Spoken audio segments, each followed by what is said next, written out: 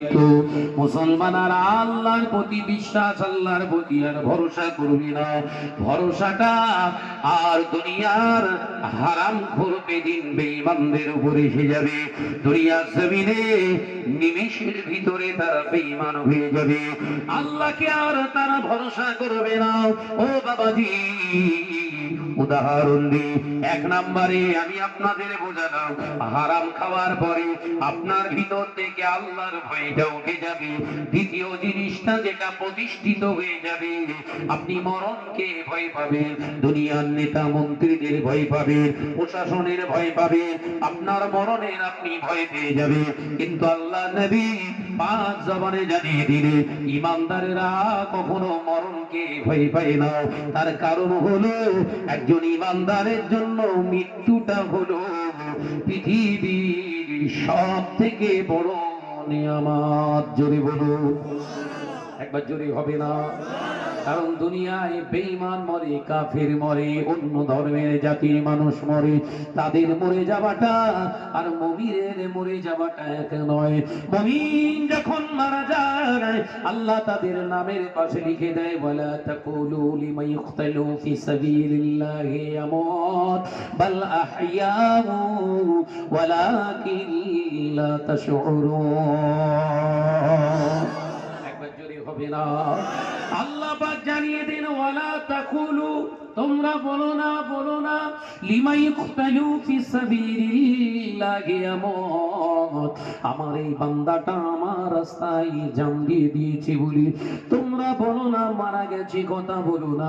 আমি আল্লাহ বলছি, আমার জন্য, আমার কোরআনের জন্য, আমার নবীর জন্য, শরীয়তের জন্য যারা মারা যায় ওরা মরে না। আমি আল্লাহ বলছি, বাল আহইয়াউ, বরঞ্চ আমি আল্লাহ বলছি ওরা জিন্দা।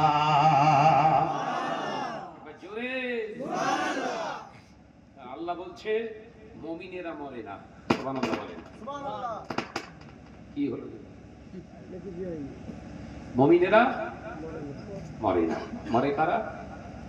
বেদিন, বেঈমান, কাফির, ওরা শেষ হয়ে যায়। নজনের আজ থেকে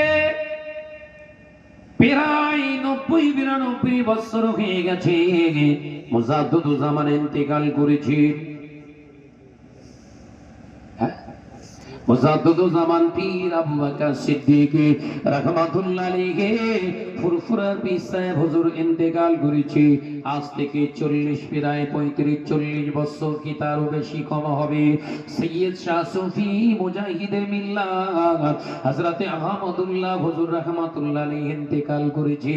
ও বাবাজি, আমরা কি হুজুরদের দেখেছি? দাদা হুজুরকে দেখিনি। আহমদুল্লাহ পীর সাহেব হুজুর কিবলা রাহমাতুল্লাহ আলাইহি হুজুরকেও একবারও দেখিনি।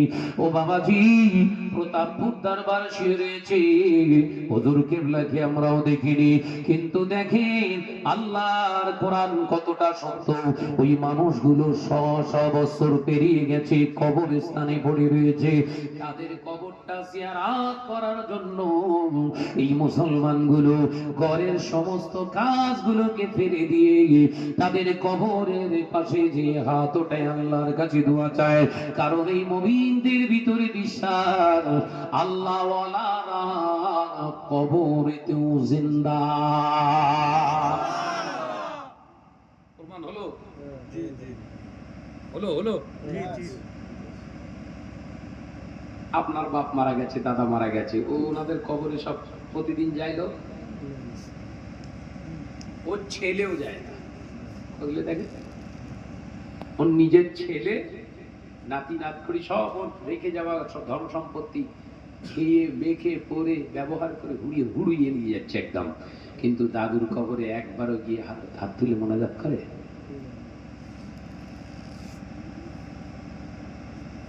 দাদা হুজুর ইন্তেকাল করেছে, আহমদুল্লাহ পীর সাহেব হুজুর ইন্তেকাল করেছে।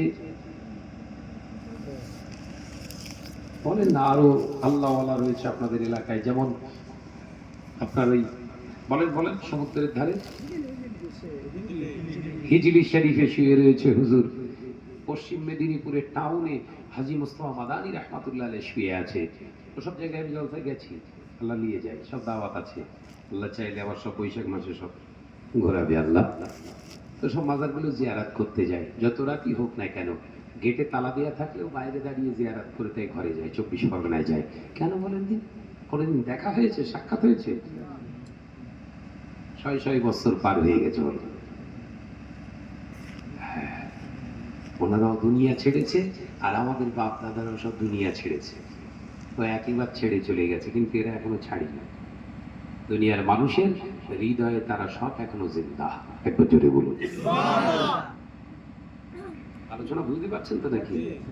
তাহলে জীবনটাকে জীবনের জায়গায় রাখুন, মরণের জায়গায় নিয়ে যাবেন না। জীবনটা জীবনের জায়গায় রাখুন। কি জীবন? আদ-দুনিয়াউ মাযরাতুল আখিরাত। শুনছেন তো নাকি? আল্লাহ রাসূল পাক জবানে জানিয়ে দিলেন, মুমিনদের জিন্দেগি এই দুনিয়াটা হলো আখিরাতের সঞ্চয়ের জায়গা, আখিরাতের চাষের জায়গা, খেতে বাড়ি। মুমিনেরা এই দুনিয়ায় যতক্ষণ দুনিয়াদারি করবে, আখিরাতের চিন্তায় তারা দুনিয়াদারি করবে। মুমিনরা দুনিয়া জিন্দেগিটা বিদায় হয়ে গেলে তাদের জিন্দেগি শুরু হয় বারজাখী জিন্দেগি। ওই বারজাখী জিন্দেগিরা মুমিনেরা মরে না। আমার আল্লাহ কিয়ামত পর্যন্ত ওই মুমিনের কবরেতে বেহেশতের খানা পৌঁছে দেয়। তার মানে মরিনি বলো।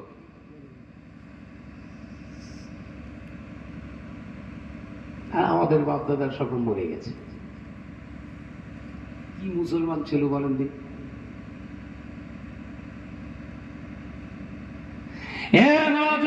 যুবকেরা, ছেলেরা, বাচ্চারা, শুনে রেখে দিন, জেনে রেখে দিন, আলোচনা বোঝার চেষ্টা করুন। নবী আমার পাক জবানে জানিয়ে দিয়ে গেলেন, ও বাবাজি, হারাম ঘরের ভিতরে ঢুকে গেলে, মুসলমানের দেহের ভিতরে হারাম ঢুকে গেলে ওর ভিতর থেকে দ্বিতীয় নাম্বার যে জিনিসটা, সিমটমটা উঠে যাবে, সেটা হলো আল্লাহর প্রতি আর ভরসাও রাখবে না।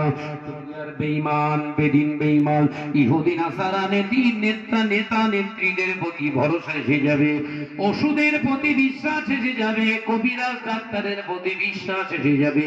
এই ডাক্তারটা যদি আমায় না চিকিৎসা করতো, আমি আর বাঁচতাম না। এই ওষুধটা না খেলে আমি বাঁচতে পারবো না। এগুলো হলো কোন ইমানদারের কথা নয়, পাক্কা একজন বেঈমানের কথা। আলোচনা বোঝা যায়? বলে না নন্দকুমার, ওই ডাক্তারটা হেভি ডাক্তার, ওর কাছে যা শিওর তুই সুস্থ হয়ে যাবি। ওই যে বলছে হচ্ছে বেঈমান, আর ওর কথা শুনে আপনি বিশ্বাস করেছেন, আপনিও বেঈমান। ঠিক ঠিক। আসেন কোন মুফতি সাহেব বসাবেন, বসান আমার সামনে। ঠিক আছে, আল্লাহ বলা উচিত ছিল কি, নন্দকুমার একটা ডাক্তার এসেছে, ভালো ট্রিটমেন্ট করে, আল্লাহর খাস রহমত হয়তো দেখবি ডাক্তারের অভিজ্ঞতা থেকে, আল্লাহ রহমত হয়তো ওই ডাক্তারের ওসিলা আল্লাহ তোকে শেফা দেবে। এই দুটো কথা এক হলো?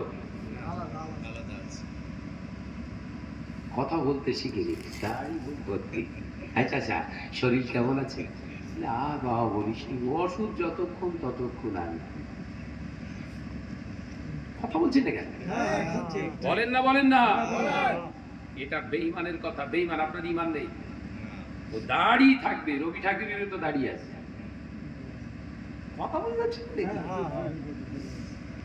দাড়ি রেখে যদি মুসলমান হওয়া যেত, বড় বড় জঙ্গিরাও সব দাড়ি রাখতেছে ইসলামকে কুশলিত করার জন্য, মুসলমানদের বদনাম করার জন্য। ইহুদিরাও মাথায় টুপি লাগিয়ে বড় জুব্বা পরে ঘুরছে।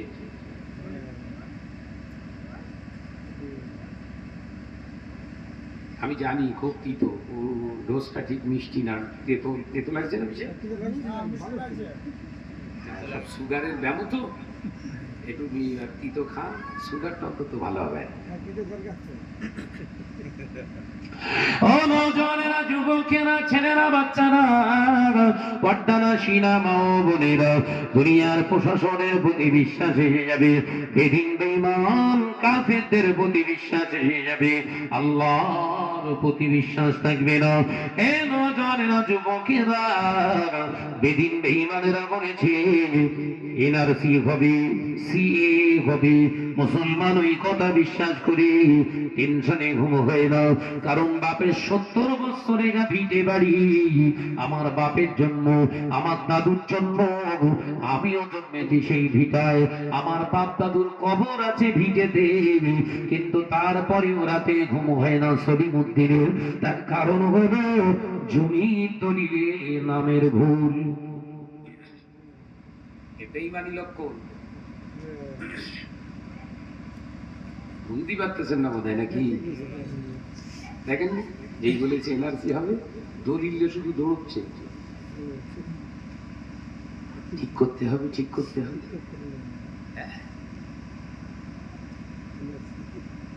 নাম খোদা বক্স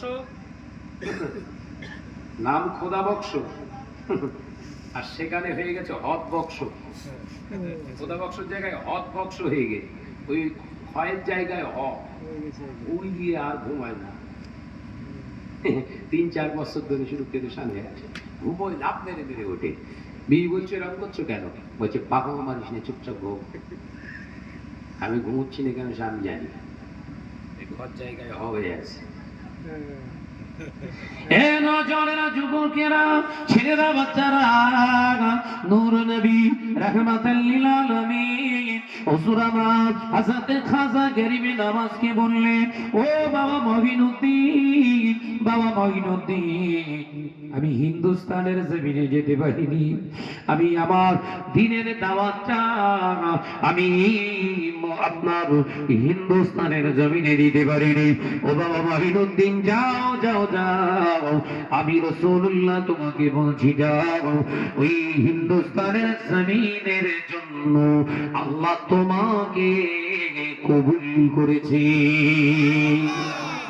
যাও হিন্দুস্তানে ইয়া রাসূলুল্লাহ হাবিবাল্লাহ মাজার মুকদ্দাসে কথা হচ্ছে রাসূলুল্লাহ মাজারে গিয়ে জিয়ারত করছে কথা বলছে সুবহানাল্লাহ বলবেন সুবহানাল্লাহ কিছু মুসলমান বেরিয়েছে না নবী মরে গেছে বলে না বলে না নাউজুবিল্লাহ বলেন তার মানে মৌলী সাহেবও মরবে কথা বুঝতে পারছেন সমস্ত নবী কুল্লু আম্বিয়া হাইয়ুন সমস্ত নবী আলাইহিস সালাম হলো জিন্দা একবার জোরে বলুন সুবহানাল্লাহ সমস্ত নবী আলাইহিস সালাতু ওয়াস সালাম জিন্দা তারা কবরেতে সব দুনিয়ার সব কাজ ইবাদত বান্দিগি যেমন করতেন নামাজ পড়তেন সব কবরের ভিতরে তারা সেইভাবেই ইবাদত করছে জোরে বলুন সুবহানাল্লাহ কটা কিতাব নেবে ও চুটকমলি সাহেব ওই ইউটিউবের সামনে বক্তব্য দেয় ওরা আরবি কিতাব দিলে পড়তে যে লুঙ্গি হলুদ করে ফেলবে